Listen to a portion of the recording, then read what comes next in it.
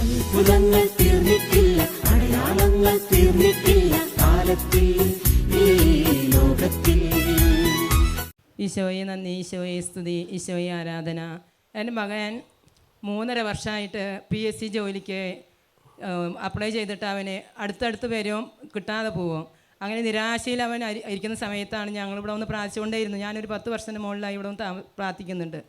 എൻ്റെ മകനകത്ത് വിശ്വാസം ഉണ്ടായിരുന്നില്ല. ഞാൻ ഒഴിവ് കിട്ടുമ്പോഴൊക്കെ അവനോട് പറയും, നീ ഇവിടെ സെയ്യോണ്ട് റംസ്റ്റിൽ പോയി പ്രാർത്ഥിക്കുമ്പോനെ അത് തടസ്സങ്ങൾ മാറട്ടെ എന്ന് പ്രാർത്ഥിക്കും. അപ്പോൾ അവൻ എന്നും പറയും, അമ്മയുടെ പ്രാർത്ഥന കൂടിക്കൊണ്ടാണ് എനിക്ക് തടസ്സങ്ങൾ നീണ്ടു പോണേന്ന് പറയാറുണ്ട്. എന്നാലും ഞാൻ അവനെ കാണുമ്പോൾ ഒഴിവുള്ള സമയത്തൊക്കെ ഞാൻ വെള്ളിയാഴ്ചകൾ പറഞ്ഞയക്കാറുണ്ട്. അങ്ങനെ ഇപ്പോൾ കഴിഞ്ഞ നവംബർ 25-ാം തീയതി അവൻ്റെ പിറന്നാളായിരുന്നു. അന്ന് അവൻ കാത്തുകൊണ്ടേയിരുന്നു, എനിക്ക് ജോലി കിട്ടുന്ന അവന് വിശ്വാസം വർദ്ധിച്ചുകൊണ്ടേയിരുന്നു. ഇവിടെ വന്ന് പ്രാർത്ഥിച്ച് അവന് വെള്ളിയാഴ്ച ഉപവാസം എടുത്ത് പ്രാർത്ഥിക്കാനും രാത്രി കഴിഞ്ഞ് പ്രാർത്ഥിക്കാനൊക്കെ തുടങ്ങിയിട്ടുണ്ടായിരുന്നു. അങ്ങനെ 25-ാം തീയതി അവൻ്റെ പിറന്നാളാണ്. 32ാമത്തെ വയസ്സായി അവന്. അപ്പോൾ ജോലി കിട്ടാത്ത കാരണം അവൻ നിരാശ വന്നിട്ട് അവൻ്റെ മുടിയൊക്കെ കൊഴിഞ്ഞു പോയൊരവസ്ഥയായിരുന്നു. അപ്പോൾ എനിക്ക് ആ ടെൻഷൻ ഉണ്ടായിരുന്നു. അപ്പോൾ ഈശോ ഞങ്ങൾക്ക് ആ തടസ്സം മാറ്റി ആ മാനം എല്ലാവരും ചോദിക്കാൻ തുടങ്ങി, ഇവന് കല്യാണം ഒന്നും ആലോചിക്കുന്നില്ലേ, ഇവന് ജോലി എപ്പോഴാണ് കിട്ടുക എന്ന് സ്വന്തക്കാരും ബന്ധുക്കളൊക്കെ ചോദിച്ചുകൊണ്ടിരുന്നു. ആ 25-ാം തീയതി അവൻ്റെ പിറന്നാൾ തന്നെ പോസ്റ്റ്മാൻ അവന് തിരുവനന്തപുരത്ത് സ്പെഷ്യൽ ബ്രാഞ്ച് ഓഫീസ് അസിസ്റ്റൻ്റായി ജോലി കിട്ടി. ഒരു ദിവസം കഴിഞ്ഞ് പിന്നീട് ഒരു ജോലിക്കും കൂടി അപ്പോയിൻമെൻറ്റ് അവന് വന്നു.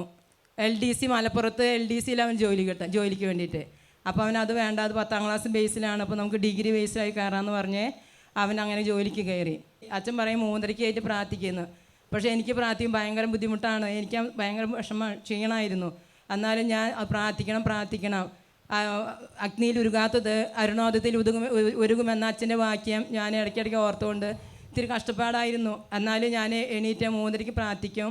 അതുപോലെ തന്നെ ഇവിടെ മധ്യസ്ഥ പ്രാർത്ഥന ഗ്രൂപ്പിൻ്റെ ബുക്ക് എന്നും പ്രാർത്ഥിക്കാറുണ്ട്. ഞാൻ 3:30 കുരിശിൻ്റെ വഴി ദിവസം ചെല്ലാൻ തുടങ്ങി.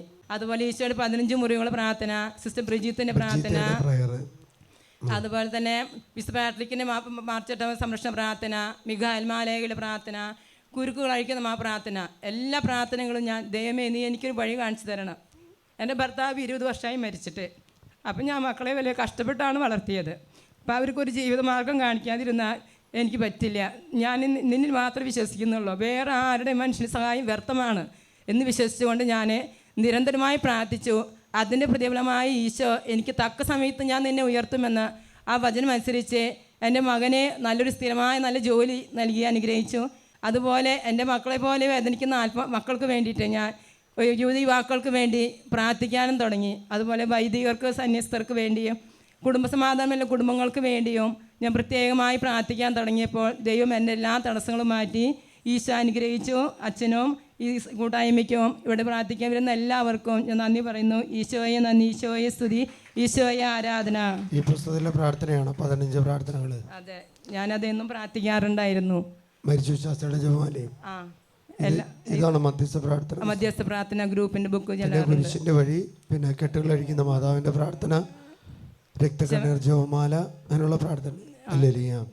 മകൻ എന്താ ആദ്യം പറഞ്ഞത്? അമ്മയുടെ പ്രാർത്ഥന കൂടുന്നു. അവനടുക്ക കളിയൊക്കെ എന്നോട്, അമ്മ കുറച്ച് പ്രാർത്ഥന കുറച്ചിട്ടുണ്ടെങ്കിൽ ഞാൻ രക്ഷപ്പെട്ടു പോയിണ്ടാവുന്നു. അപ്പം ഞാൻ പറയും, നീ അത് പറയണ്ട, അത് എൻ്റെ അവകാശം, എനിക്ക് ജീവനുള്ളിടത്തോളം കാലം ഞാൻ പ്രാർത്ഥിക്കും. ദൈവം എന്നെ തോൽപ്പിക്കാൻ വിടില്ല. ഞാൻ ഇടയ്ക്ക് ജോബിൻ്റെ പുസ്തകം വായിക്കാറുണ്ട്. ജോബിനുണ്ടായ കഷ്ടങ്ങളൊക്കെ ഞാൻ പറയും, ആലോചിക്കുമ്പോൾ പറയും, ജോബിൻ്റെ കഷ്ടങ്ങൾ പോലെയൊന്നുമല്ല, എനിക്ക് അത്രയും വലിയ സമ്പത്തൊന്നും ഉണ്ടായിരുന്നില്ല. എന്നാലും ഞാൻ എൻ്റെ ശരീരം അഴുകിപ്പോയാലും ഞാൻ അസ്ഥികളിൽ നിന്ന് ദൈവത്തെ ആരാധിക്കുമെന്ന് ഞാൻ അവനോട് ഇടയ്ക്കിടയ്ക്ക് പറയാറുണ്ട്. അപ്പോൾ അതുപോലെ തന്നെ ദൈവം ഉയർത്തി. എല്ലാ ആൾക്കാരും ഞങ്ങളെ കളിയാക്കും. ഒരു ഗവൺമെൻറ് ജോലിക്ക് വെള്ള കോളർ ഷർട്ട് ഇട്ട് ജോലിക്ക് മാത്രം പോവുള്ളൂ, ഏതെങ്കിലും ചെറിയ ജോലിക്ക് പൊക്കോടെ എന്ന് പറയാറുണ്ട്. പക്ഷെ അവൻ പറയും, അമ്മ എനിക്ക് കിട്ടും. അങ്ങനെ 3.5 വർഷമായി അവൻ ഓരോ പ്രാവശ്യം PSC വരുമ്പോഴും ഇതിൽ ഞാൻ കയറും അമ്മേ, ഇതിൽ ഞാൻ അങ്ങനെയും കയറും എന്ന് പറയും. അപ്പോൾ ശരി മോനെ നടക്കട്ടെ എന്ന് പറഞ്ഞേ. പിന്നെ അവന് സങ്കടം കൂടി തുടങ്ങി. ഓരോന്നും ക്യാൻസലായി പോയിക്കൊണ്ടിരിക്കുകയാണ്. അപ്പം അവന് സങ്കടം മാറിയാണ് ദൈവം അവന് ആ പിറന്നാളിന് കൊടുത്തപ്പോൾ അവന് കൂടുതൽ ഇരട്ടി മധുരായി. എനിക്ക് ദൈവം പ്രാർത്ഥന കൂടിയതുകൊണ്ട് അവന് 4 അപ്പോയിൻമെൻ്റാണ് PSCയുടെ വന്നിരിക്കുന്നത്. 2 അപ്പോയിൻമെൻ്റ് ഇപ്പോൾ കയ്യിൽ കിട്ടി. 2 അപ്പോയിൻമെൻറ്റോടെയും കിട്ടാനുണ്ട്. അത് പോസ്റ്റിംഗ് ഉള്ളതാണ്, ജോലി കിട്ടുന്നതാണ്. അത് അടുത്തതായിട്ട് അത് വരുന്നുണ്ട്. അവൻ 2 കവറായിട്ട് വന്നിരിക്കുന്നത്. 4 അപ്പോയിൻമെൻറ്റ് പേപ്പർ എനിക്ക് സാങ്ഷനായിട്ടുണ്ട്. വെച്ചാൽ 2 ഇപ്പോൾ വന്നിട്ടുണ്ട്. അതിൽ നിന്ന് ഏതാ എടുക്കേണ്ടതെന്ന് അച്ഛൻ പ്രാർത്ഥിച്ച് പറയാൻ പറഞ്ഞു. ഹല്ലേലൂയ. നമ്മൾ പ്രാർത്ഥിച്ചിട്ട് പറഞ്ഞതാണ് അവൻ അപ്പോയിൻമെൻറ്റ് സ്വീകരിച്ചത്. മറ്റൊരു കുട്ടിക്ക് കിട്ടാൻ വേണ്ടി അവനത് റിസൈൻ ചെയ്യുകയാണെങ്കിൽ മറ്റൊരാൾക്ക് കിട്ടും. ഹല്ലേലൂയ. ഹല്ലേലൂയ. അപ്പോൾ പ്രാർത്ഥന കൂട്ടിയത് കൊണ്ട് എന്താ ഉണ്ടായെന്ന് വെച്ചാൽ മകന് 4 അപ്പോയിൻമെൻറ്റ് കർത്താവ് കൊടുത്തു എന്ന് മാത്രമല്ല, അവൻ എല്ലാ ദിവസവും വിശുദ്ധ കുർബാന അർപ്പിച്ചിട്ടാണ് പ്രാർത്ഥിച്ചിട്ടാണ് അവൻ കാര്യങ്ങൾക്ക് പോകുള്ളൂ. 3:30 എഴുന്നേരം പ്രാർത്ഥിക്കാൻ തുടങ്ങിയപ്പോൾ എന്താ തോന്നിയത്? മനസ്സിൽ വലിയ സന്തോഷമുണ്ട്. പക്ഷെ എനിക്ക് സ്കൂളിൽ പോകുമ്പോൾ ഉച്ചയാകുമ്പോൾ ഉറക്കം വരുന്ന പോലെ തോന്നും. അപ്പോൾ ഞാൻ വിജയം ദൈവമേ, ഞാൻ കുട്ടികളെ പഠിപ്പിക്കേണ്ട ഉത്തരവാദിത്വം നമ്മൾ നിറവേറ്റുന്ന സങ്കടമല്ലേ, അവരെ പഠിപ്പിക്കേണ്ടതെന്ന് ഞാൻ പിന്നെ എനിക്കത് ശീലമായി. അപ്പം ഞാൻ പിന്നെ എനിക്ക് ജേസസ് എന്ന പുസ്തകത്തിൽ പറയുന്ന പ്രകാരമാണ് നമ്മൾ 3:30 എഴുന്നേറ്റ് പ്രാർത്ഥിച്ച് നമ്മൾ വിചാരിക്കും, ദൈവമേ ഞാൻ വണ്ടി ഓടിക്കുന്നവൻ എന്തെങ്കിലും പ്രശ്നം വരുമോ, അല്ലെങ്കിൽ ഞാൻ സ്കൂളിൽ പോകുന്നവനാ അങ്ങനെ വരും. അതിൽ പറഞ്ഞാൽ നിങ്ങൾക്ക് ഒരു കുഴപ്പവും വരില്ല, ഞാൻ നിങ്ങളെ കാത്തു സൂക്ഷിക്കും. ഹല്ലേലൂയ.